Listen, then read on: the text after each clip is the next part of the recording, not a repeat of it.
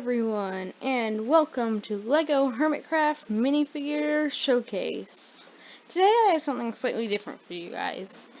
I have stated in the past that I'm a huge fan of Hermitcraft, and also I am a huge fan of LEGO, so I decided to combine the two and make my own custom minifigure series for Hermitcraft.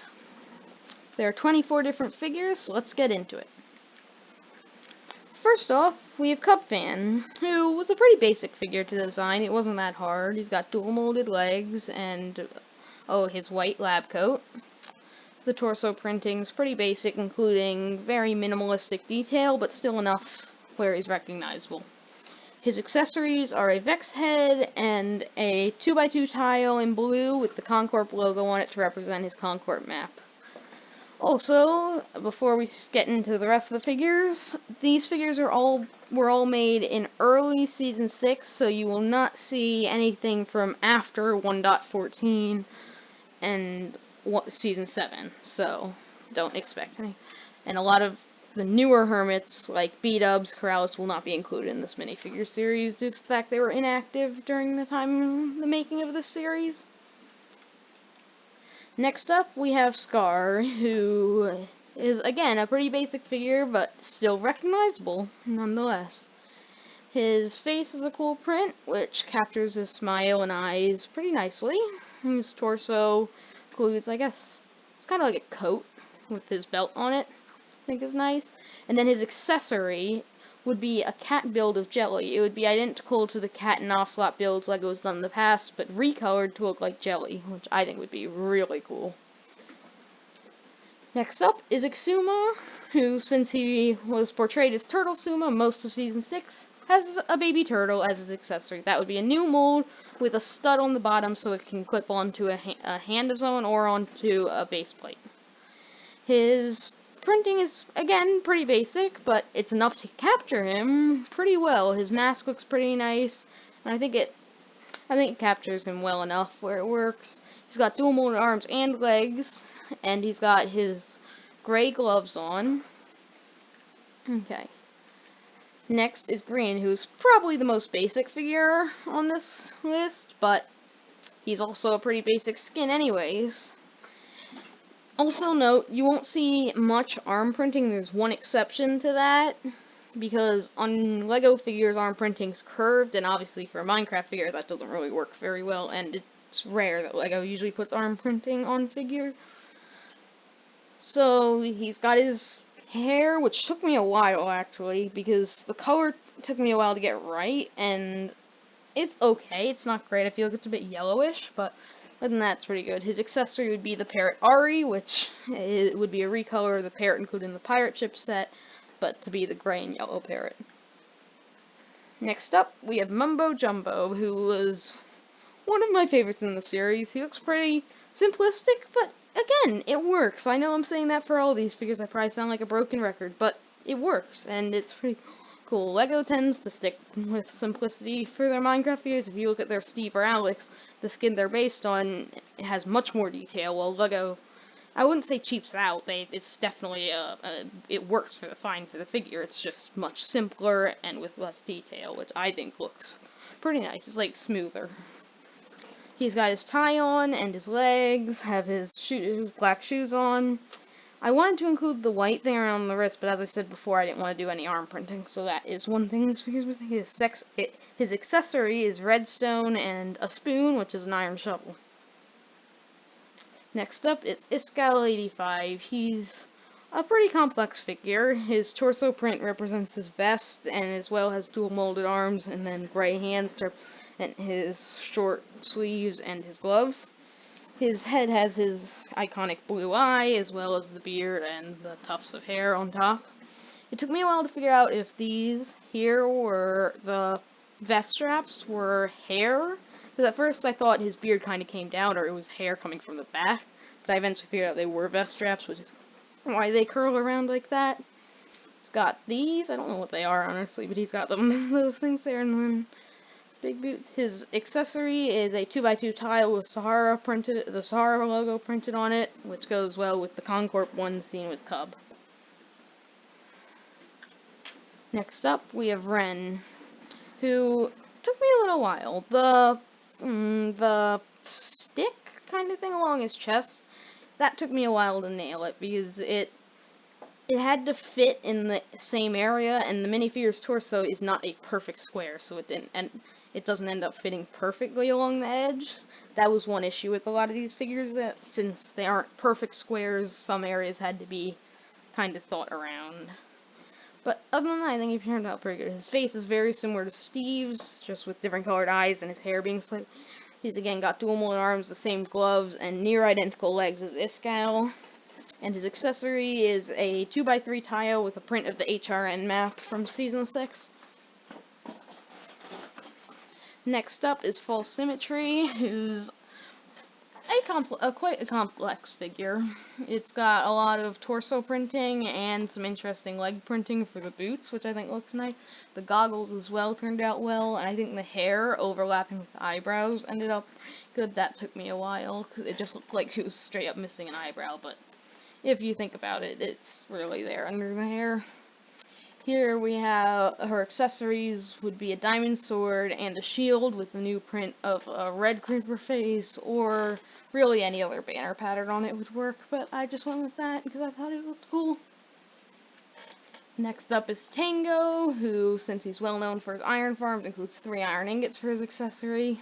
His figure is quite basic, but his hair took me a while to get right. He has a tuft of hair at the top and then some darker hair side, but when I tried to do that, it just didn't look as good, so I ended up going much lighter shades of yellow for his hair. Also, his eyes turned out pretty well, and I'm happy with that.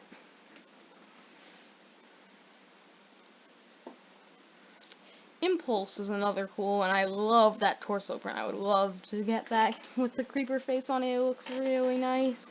The creeper face is a bit large compared to his, because there's a lot of space here, where there isn't on the minifigure, but I still think it looks fine. His shoes are captured fine, and his face works quite well. I was debating on including a bit of his beard printing there, but I didn't even notice it was a beard until, like, searching up about the skin to see. And also his hands, I was going to do different colors, but I think it's just shading for his fingers and stuff. That's how I pictured it. His accessory is a gold ingot, because he sold a lot of gold during Season 6, and an enchanted book to represent iTrade from Season 6. Next is Zedaph, who is a pretty basic figure with a decently complex torso print. I struggled with the buttons, because I wanted to include all 4, because when I include like 3 or 2, it just didn't look right, so I ended up needing to shrink certain pixels and make certain ones larger, so there is a bit of wonkiness with it, but I think it turned out fine. His colors are obviously a bit off. I couldn't get the skin tone exactly right, was one of the main issues. His hair color as well, I could not get exactly right, and then his clothes, I needed to match the skin tone, but since I couldn't find the right one, it didn't end up working. But I think he looks fine, and he's recognizable as Zedaph, and that's what matters.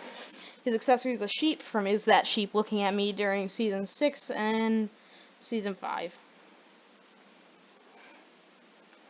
Next up is Stress Monster, who I don't watch very much, but I think I've probably only watched like 1 or 2 episodes, and those 2 episodes were both when she got the tag, so I decided to include a tag, which would be a new mold, which can be clipped onto a figure, and would have printing on the side of it, which would say tag, probably in this case, but depending on what it is, they could also include a blank one, because then it could have so many more uses. Her skirt printing also took a little while, but I ended up finding a solution for that.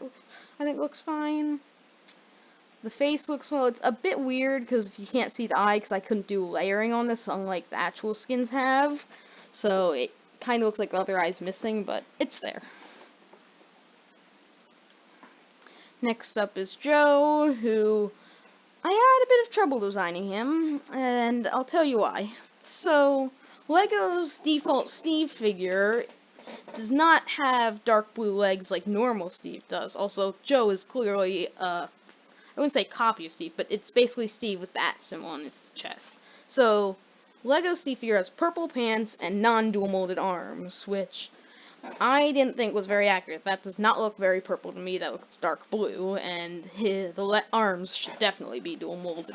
He doesn't have long sleeves. So for Joe's figure, I was deciding whether I base it off of Lego's normal Steve figure with purple legs and non-dual molded arms, or to make my own, which is how I would do it if I hadn't been able to make it, which would be dual molded arms and then dark blue legs. And then also shoe printing, obviously. I ended up settling for the latter just because I thought it looked better. The purple legs really didn't fit with Joe's color scheme. But other than that, the face print is, I think, identical to Steve's. But other than that, everything else is then exclusive to this figure. You can't just get it in any Minecraft set. The accessory is a book which would say Minecraft Poems by joehillssays on it, because he likes to write poems a lot. Next up is Biffa, who, again, I didn't know much about, but I knew a big part of him, he liked tea. So from Season 3, he did the tea thing, which was represented by a potion bottle. During,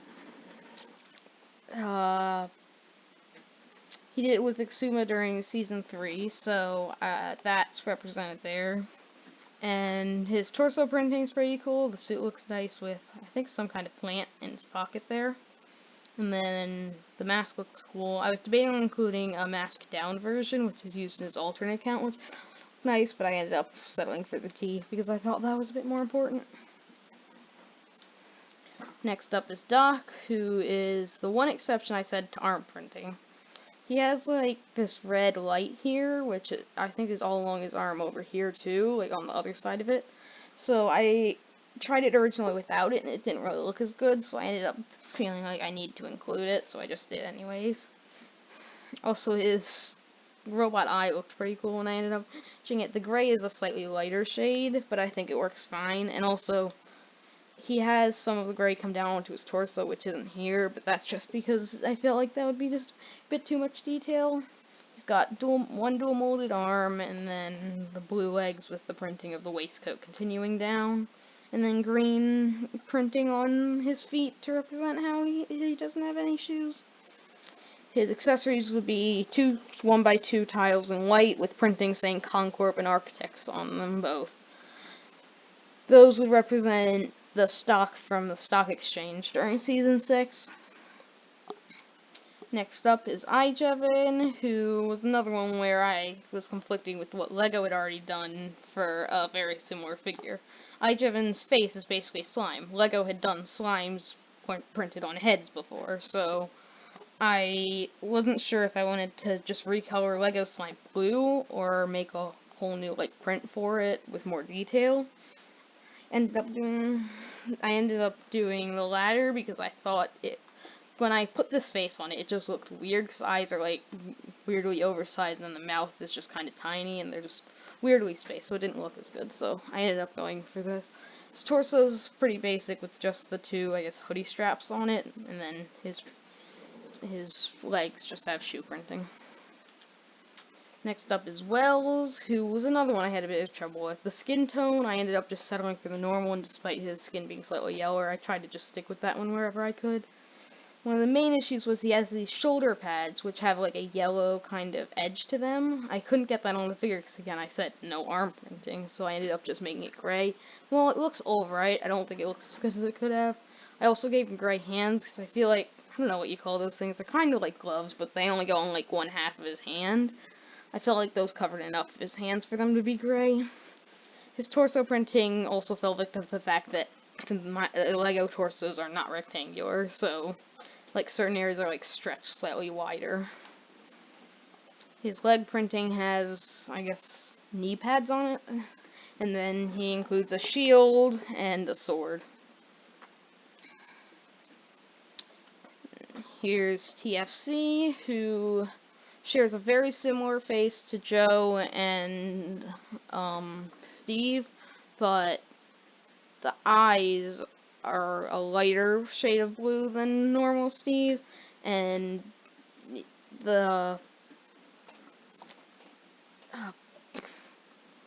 I kept the same dual molded arms, 'cause if you notice, TFC skin is just Steve wearing a different shirt, but the shirt's exactly the same size. So the dual molding arm is the same as Joe Hill's, but then colors are swapped everywhere, and then he has the exclusive shirt print that says TFC on it. His accessory is 3 diamonds, because during Season 6 he went diamond mining a lot. Next up is Cleo, who is probably the most complex figure in the series. It took me quite a while to get it.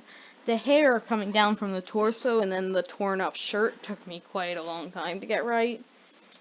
The arms were another big issue because it's not, the blue doesn't come up to the top, but nor is it on the bottom, so I couldn't do dual molded arms, and I said no arm print.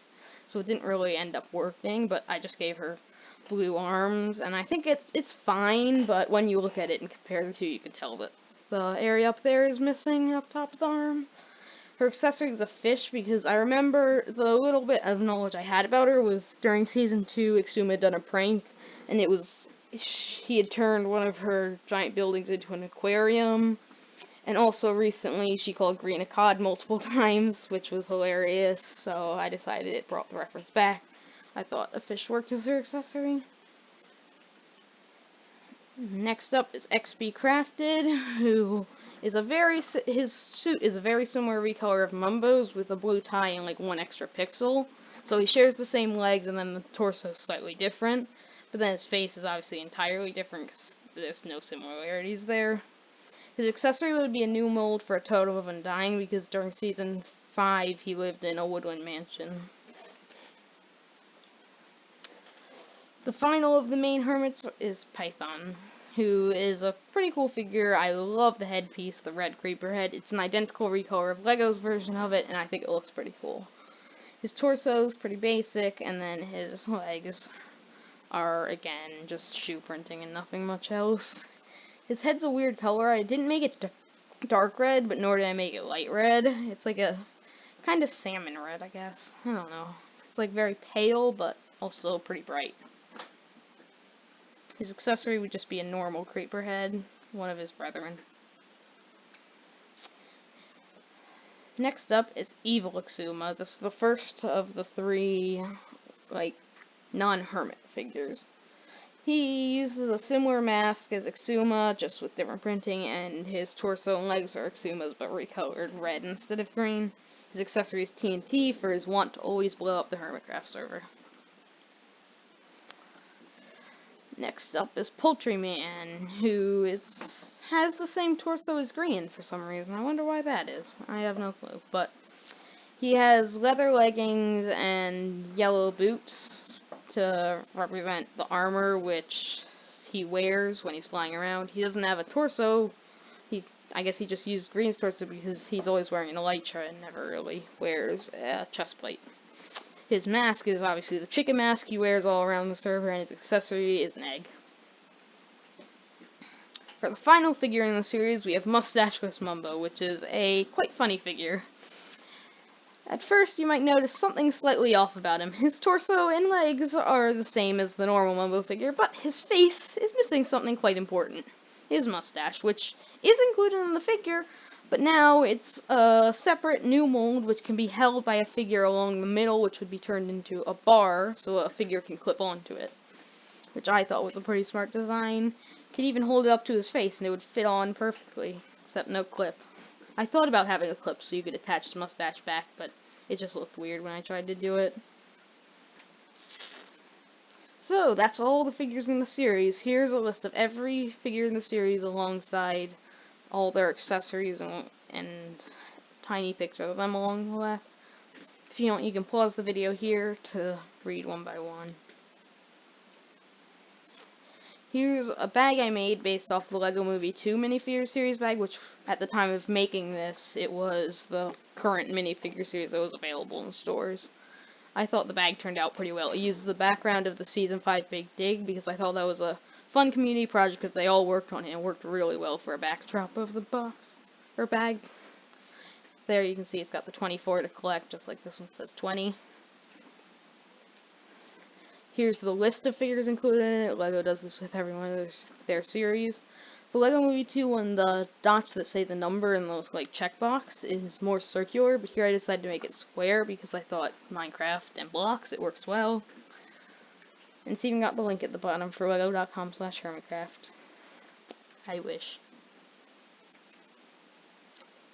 Here's another picture of them, and here's a tease for Series 2. Villager Grian. So Series 2 will be coming out relatively soon, maybe within a few weeks. and it'll include the second half of Season 6 as well as any returning Hermits during Season 7, just in their generic form. If you have any ideas for Season 2 or Series 2 and Series 3, leave them in the comments down below and they might get chosen. So, that's it for this. I hope you liked these figures as much as I liked making them. It was a really fun time trying to do this. It took, I'd say, about a month to make all of them, and then do the box art, or not box art, the bag art, I guess, and then the little pamphlet that included it. Maybe one day we'll really be able to go out into a store and buy Lego Hermitcraft minifigures. That would be amazing. So, goodbye, everyone, and have a good time.